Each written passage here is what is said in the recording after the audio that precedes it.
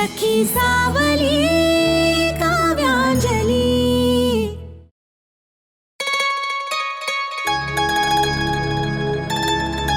तुम्ही परत हाताला हात लावा।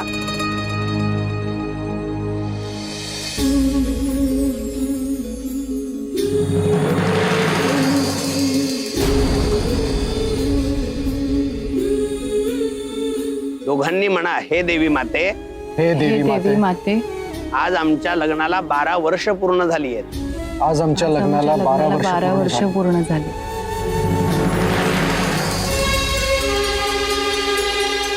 एवढी वर्ष जशी सुखाने नांदलो, एवढी वर्ष जशी सुखाने नांदलो,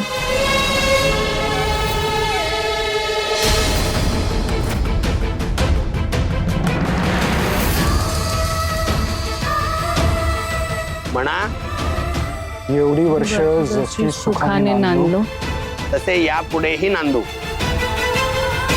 तसे यापुढेही नांदू।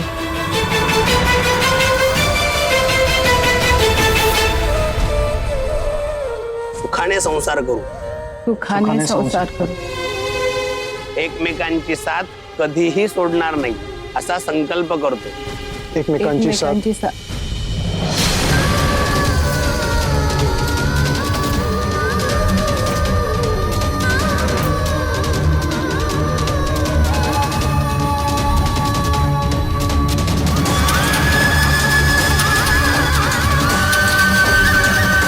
कधी सोडणार नाही असा संकल्प करतो।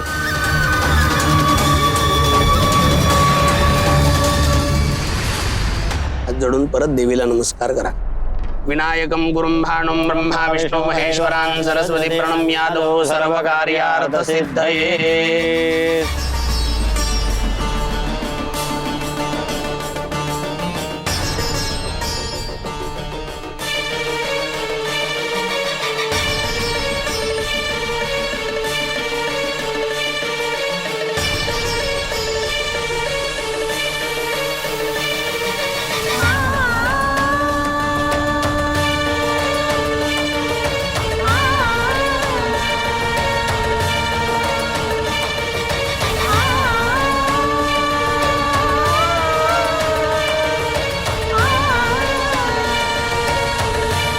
आता आपण होमाला सुरुवात करूया।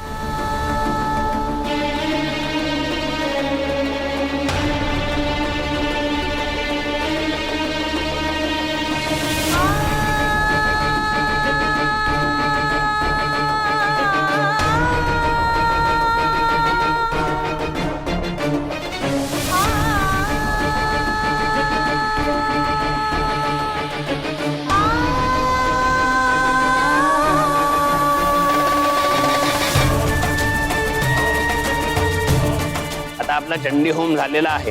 दोघांनी जोडीने देवीला नमस्कार करा।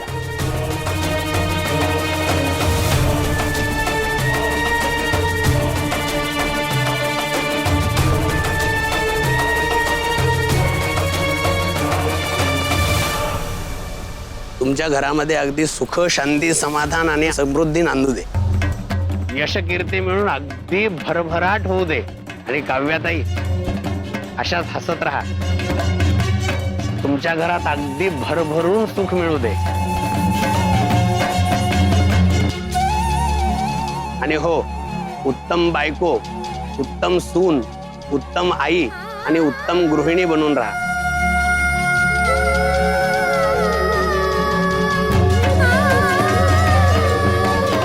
घरच्या लक्ष्मी बनून राहा। हो, तुमच्या घरात ही 2 गोड मुलं आहेत। तुम्हाला सांभाळून घेणारे आई वडील आहे आणि सासू सासरे सुद्धा। तर घरची गृहिणी म्हणून तुम्ही आणि करते पुरुष म्हणून तुम्ही अगदी जबाबदारीने वागा। अगदी सुखात राहा आणि समाधानाने संसार करा।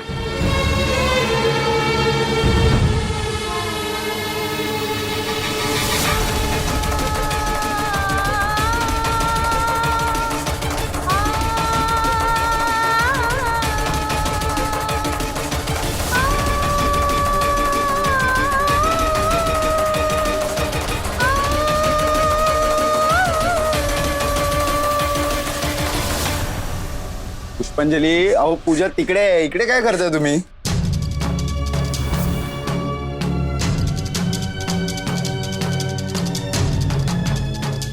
हळू, सावकाश ना, लागेल हाताला.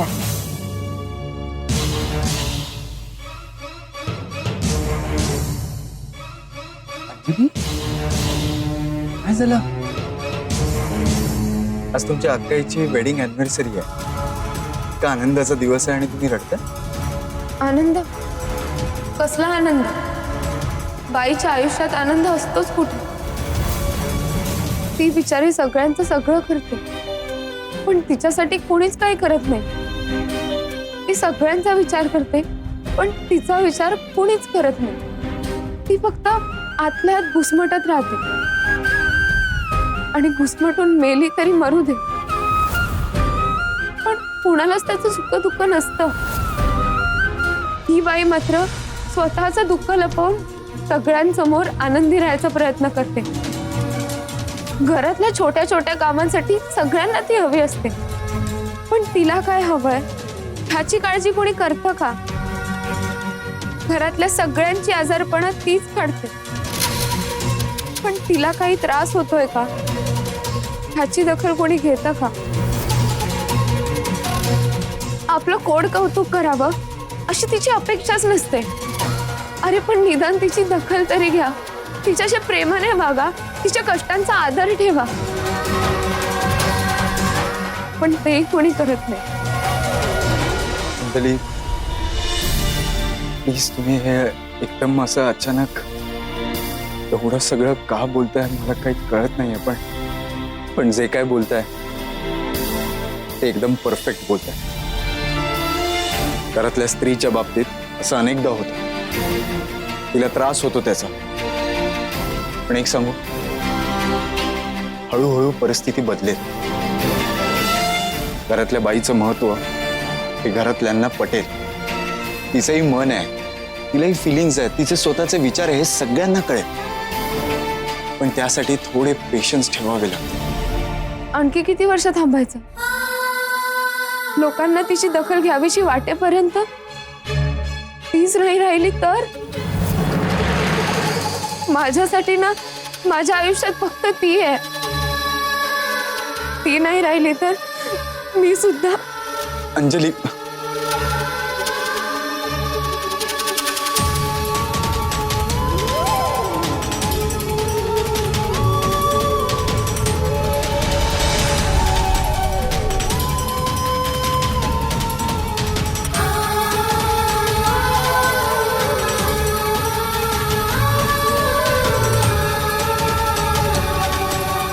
अंजली, मी रडू नका. आणि मला माहिती आहे तुम्ही आता जे काही बोलताय ते काव्या वहिनीबद्दल बोलताय, तुमच्या अक्काईबद्दल बोलत आहात. माझ्या अक्काईचे असेच हाल होत आहेत.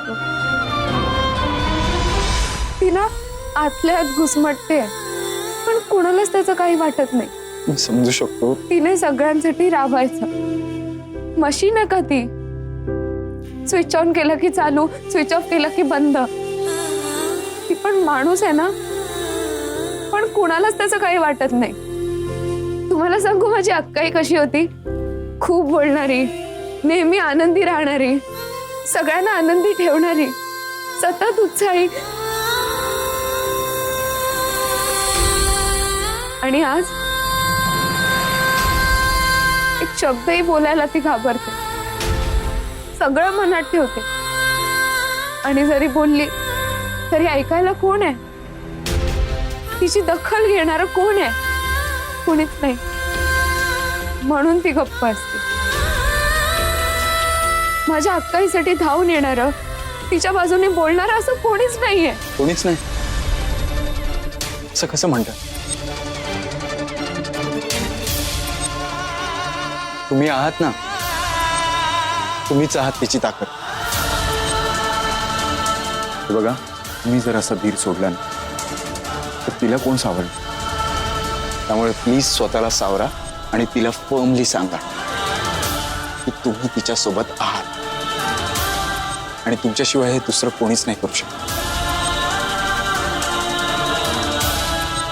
डोळे पुसा आधी.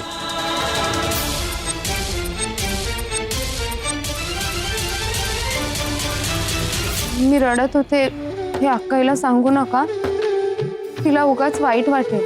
नाही सांग.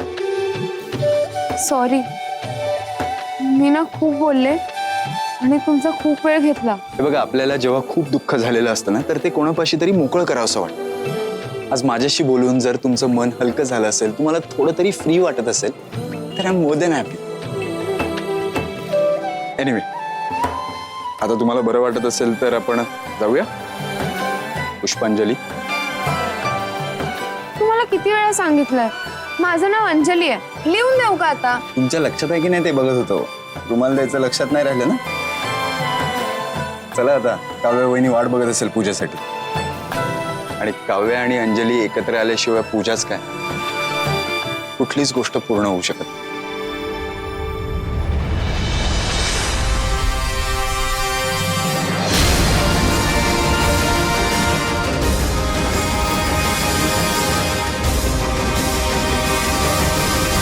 मीनाक्षीताई, छान पार पडलं नाही सगळं. खरंच माझी काव्य खूप नशिबवान आहे. तिचं सगळं चांगलं चाललंय. तिला तुमच्यासारखं घर मिळालंय, विश्वजित रावांसारखा नवरा मिळालाय.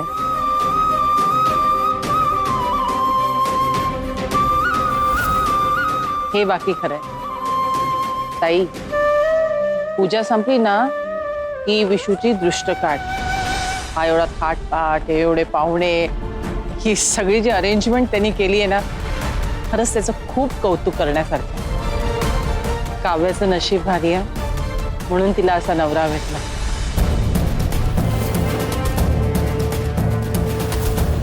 हे असं सुख मिळायला खरंच खूप भाग्य लागतं.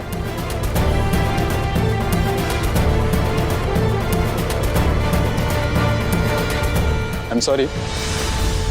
काय फक्त विशुदादाचं कौतुक चालू आहे?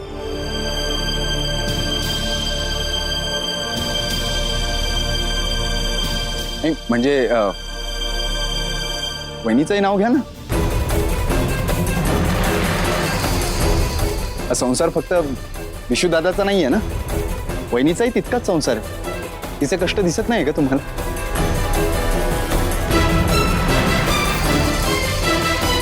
आता हे आमच्यातलं बोलणं सगळ्यांना सांगून टाकतायत की काय? अरे प्रीतम, काय झालंय तुला? असं का बोलतोयस? हे बघ,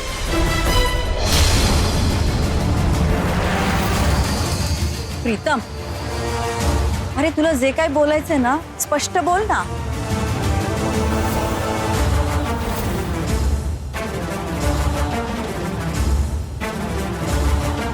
नाही, मला फक्त एवढंच म्हणायचं होतं की तुम्ही जसं दादाचं कौतुक करताय, तो ते डिझर्व करतोच, पण वहिनीचंही कौतुक केलं पाहिजे की नाही? नाही, आपण सगळेच जण मिळून करूया ना वहिनीचं कौतुक.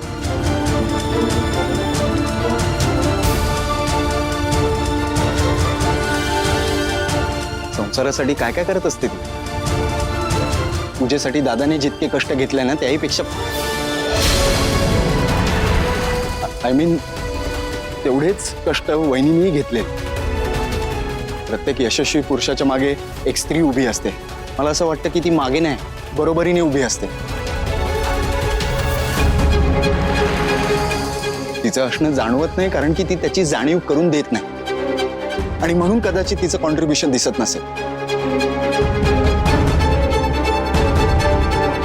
ऍक्च्युली सगळ्यात जास्त कामं तीच करत असते.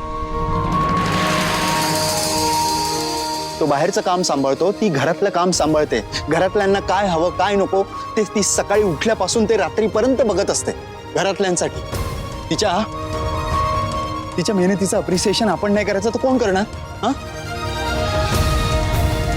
काव्य वहिनीचं या घरात आणि दादाच्या आयुष्यात असंच आणि तितकंच महत्वाचं स्थान आहे. आयुष्यभर नवऱ्याची मनमर्जी सांभाळणाऱ्या या बायका आयुष्यात आहेत ना, म्हणून खरं तर पुरुष लकी आहे.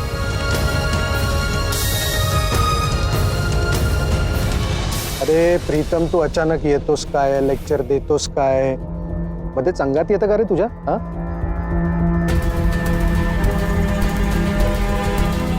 काय म्हणणं आहे तुझं? या घरात कोण कोणासाठी लकी आहे? दादा अरे तू काय बोलतोयस? अंगात येणं वगैरे हे कुठल्या जमान्यातलं आहे? आणि मी काय आपल्या घराबद्दल बोलत नाहीये स्पेसिफिकली, मग मी इन जनरल बोलतोय.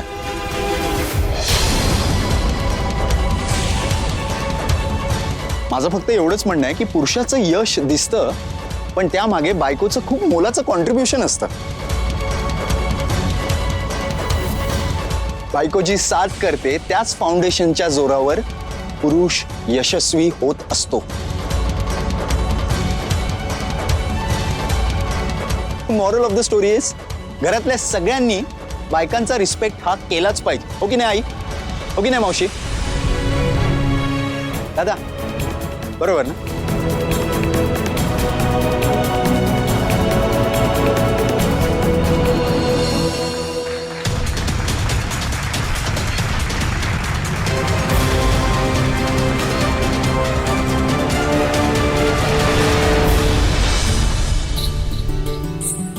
घरी आहे का सगळं नैवेद्यासाठी? हो.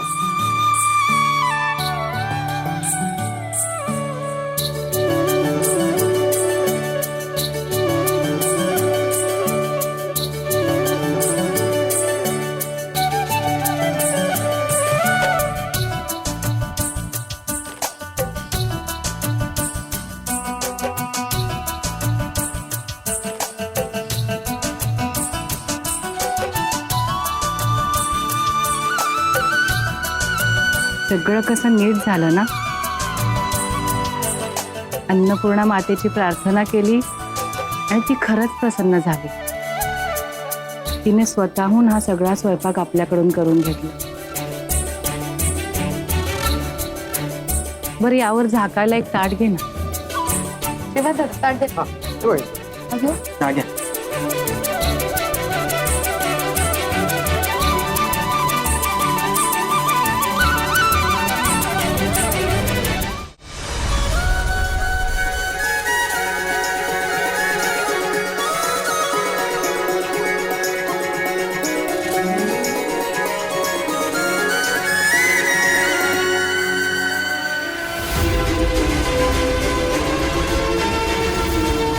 हे पदार्थ कुठून आले?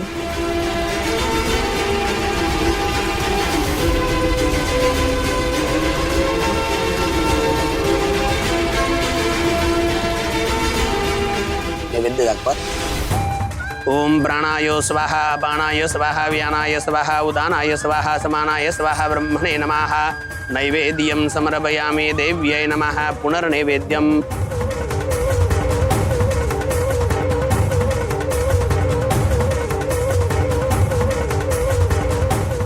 नैवेद्यापुरतं घरीचे पदार्थ केलेले दिसत आहेत ना.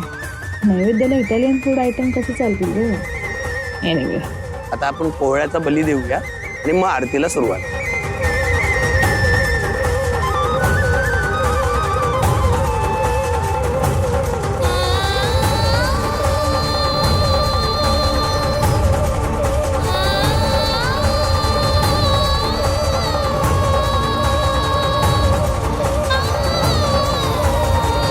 हे खडग हातामध्ये घ्यायचंय आणि ओम फट म्हटल्यानंतर वार करायचा आहे, डोळे बंद करून. कोणीच पाहायचं नाहीये, सगळ्यांनी डोळे बंद करायचे बली देतात.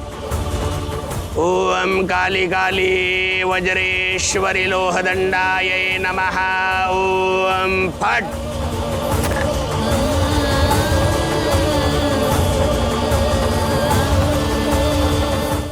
चला आपण आता आरतीला सुरुवात करू.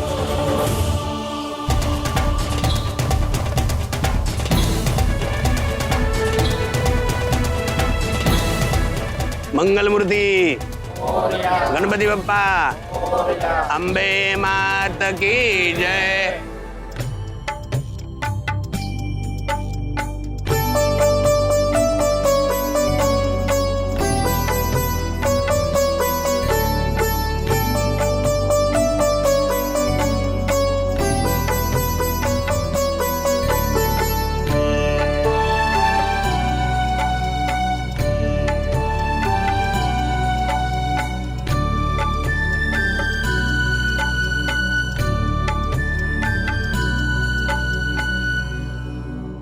अंबे मात की जय. आता दोघांनी आरती घ्या. आता दोघांनी देवीचा आशीर्वाद घ्या. आता वडीलधाऱ्यांचा सुद्धा आशीर्वाद घ्या.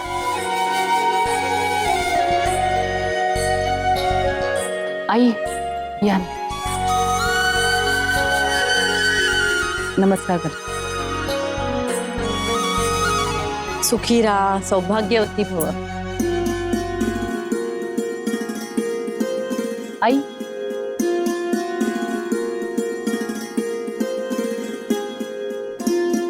औक्षवंत हो. मावशी आनंदी राहा. चला, पूजा झाली, आरती झाली, मन प्रसन्न झालं. आता सगळ्यांना जेवणाला जायला सांगायला हवं. उशीर व्हायला नको ना. काय आहे, बरीच मंडळी लांब लांबून आली आहेत. काव्या, मी तुला हे सगळं बघायला सांगितलं होतं. जेवण तयार आहे ना? बघितलंयस ना तू? हो आई, मी सगळं बघितलंय. सगळं तयार आहे. अक्काई ना सगळी तयारी करूनच मग पूजेला आली. तिने स्वतः केलंय सगळं.